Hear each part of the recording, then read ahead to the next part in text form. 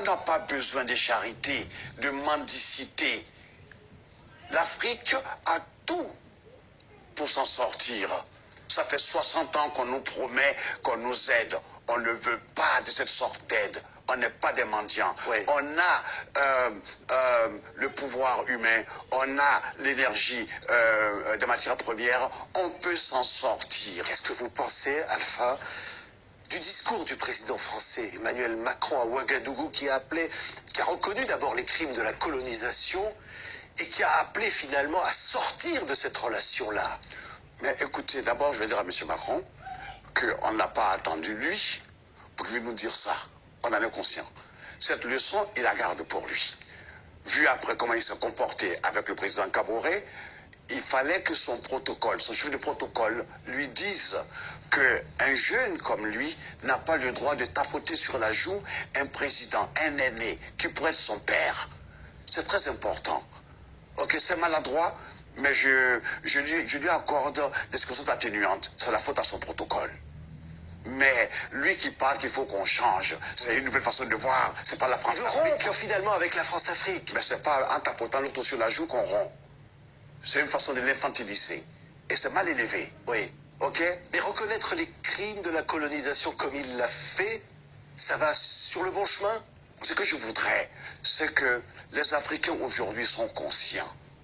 Moi, ce que je voudrais dire, que tous les jeunes Africains qui sont dans les grandes universités, qui voient comme ça nos chefs d'État patauger, qu'ils prennent l'exemple d'un pays que je connais, la Côte d'Ivoire, qu'ils fassent entrer des jeunes forces, des jeunes énergies, des cerveaux qui sont ici en Europe, aux États-Unis, en Angleterre, en Allemagne, pour que ceux-là derrière puissent donner des conseils et aider nos présidents à avoir un peu de dignité. Oui, mais qu'est-ce qu'ils peuvent faire, ces jeunes?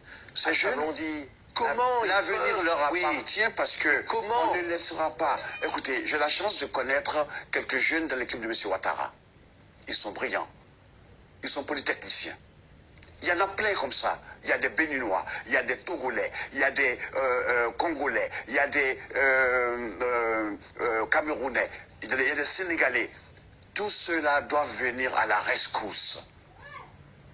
Ils ne peuvent rien apporter ici en Europe. Mais en Afrique, on a besoin d'eux. Il ne faut pas qu'ils soient là et que leur silence et leur inactivité, permettent à des gens de venir nous humilier.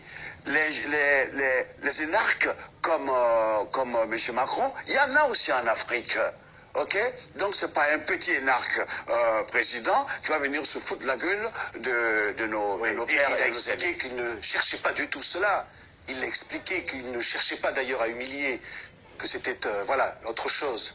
Mais autre chose, justement, pour nous, chacun interprète comme il veut. On aime bien Macron, on aime bien sa jeunesse, mais cette maladresse, tu comprends, on l'a pris tous personnellement.